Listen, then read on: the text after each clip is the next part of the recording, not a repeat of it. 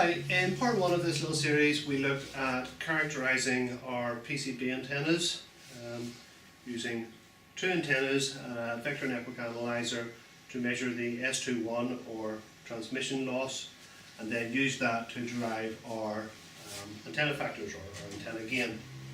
This was the gain plots we ended up with for the antenna.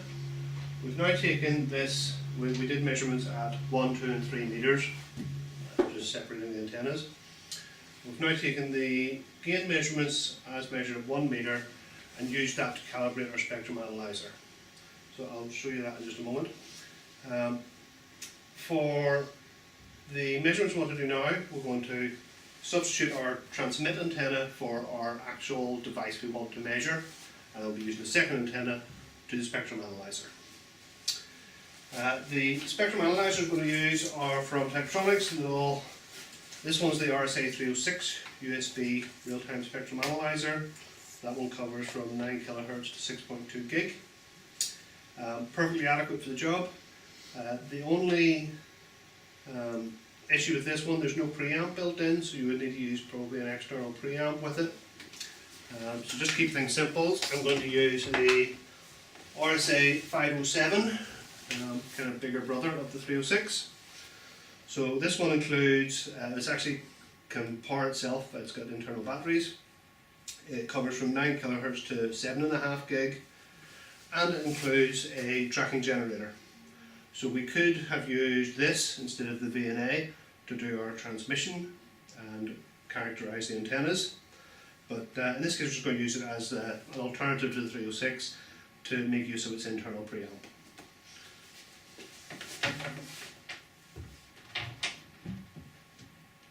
Okay, so first step, we'll get rid of our transmit antenna and place the device that we want to test in.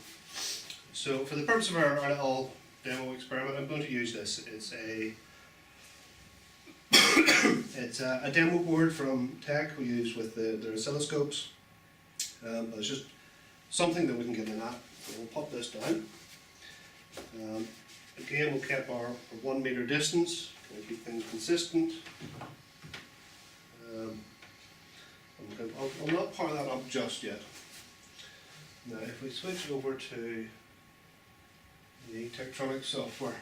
So this is Signal View. It would be the same software used for the RSA 306 or the 507 or indeed any of the Tektronix RF products. So what I've got on at the moment is the spurious, basically our EMC bit. We've got a lot of applications hiding within here.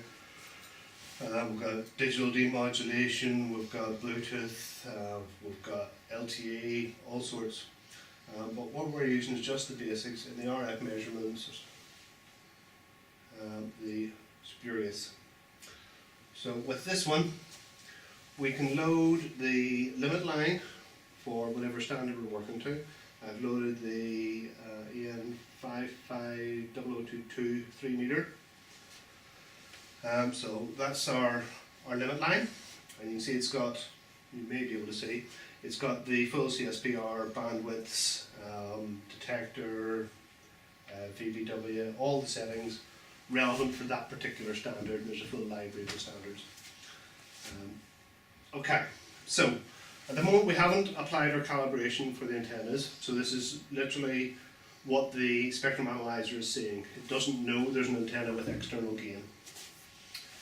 So in this case we're seeing just FM radio broadcasts are going over the line. It's picking some stuff up around sort of 100 megahertz or so.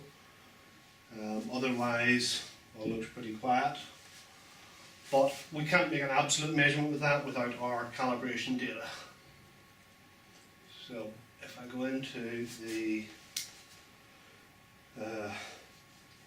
amplitude settings, we have a gain loss table, or we can just apply an external gain. We measured the gain of the antenna was around 13 dB. We usually say, yep, there's an external 13 dB gain, and immediately all our readings drop by 13 dB. So that'd be the crude way to do it, which kind of works, but from our previous video we know the antenna doesn't have a flat 13 dB gain from 10 meg to 3 gig. Instead it's pretty sensitive around 400 meg to 1 gig. It was very insensitive around 200 meg. So if we load the actual antenna parameters, I'll just go and have a wee look here so you can see. So this is the numbers we generated from Excel, so they've just been exported in with a CSV file.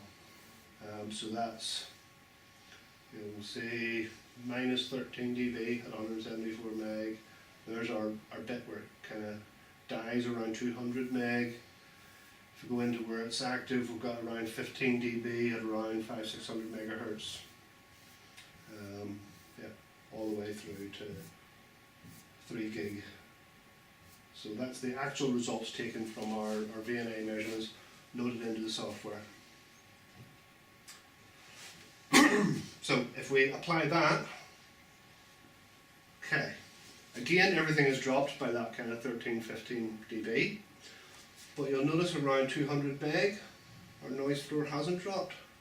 That's because our antenna has no gain at 200 meg, so it doesn't have to adjust it. So that should now equip us to make absolute measurements, give or take, provided we're not in one of these areas where our antenna is very insensitive.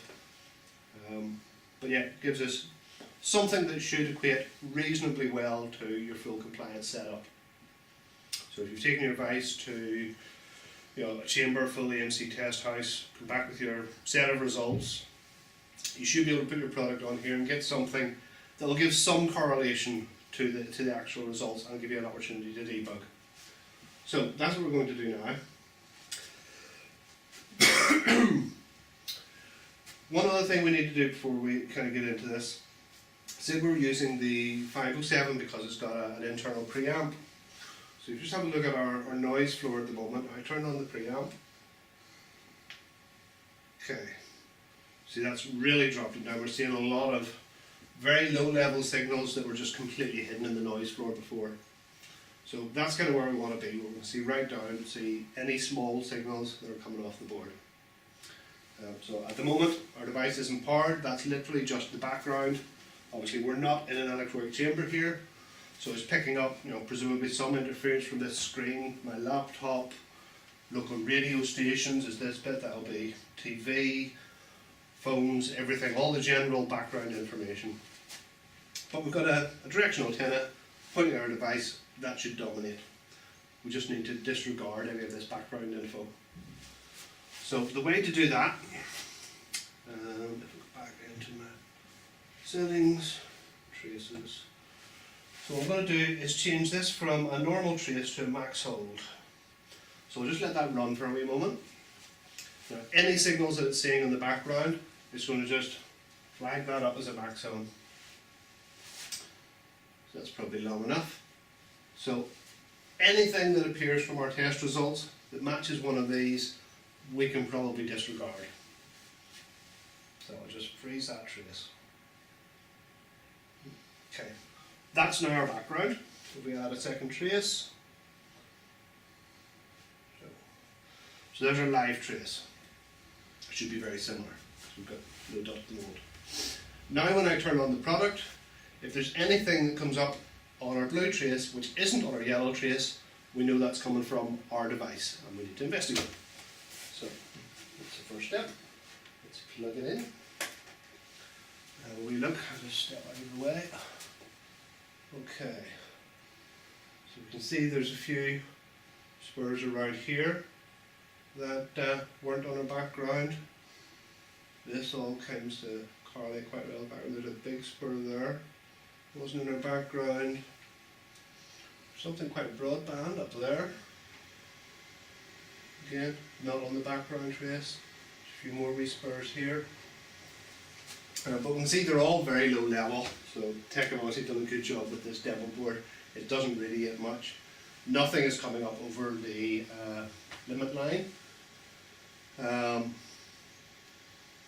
Yeah, so if you're looking at this as a real product, chances are some of these are going to be coming up to the line, or at least close to the line.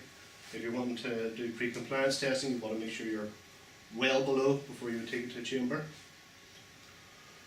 But just to kind of go through the motions, we'll zoom in on one of these spurs and try and get an idea of where it's coming from off the board. So our next step, we just really want to mark the frequencies of interest. So if you use the same thing again, put on a max hold trace. I'll let that run for a moment.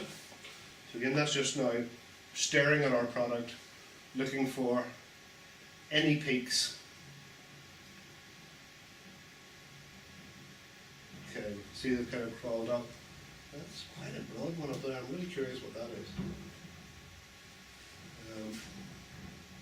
Okay, so that's probably long enough. Anything that's going to appear is likely to have appeared by now. So if we just freeze that trace.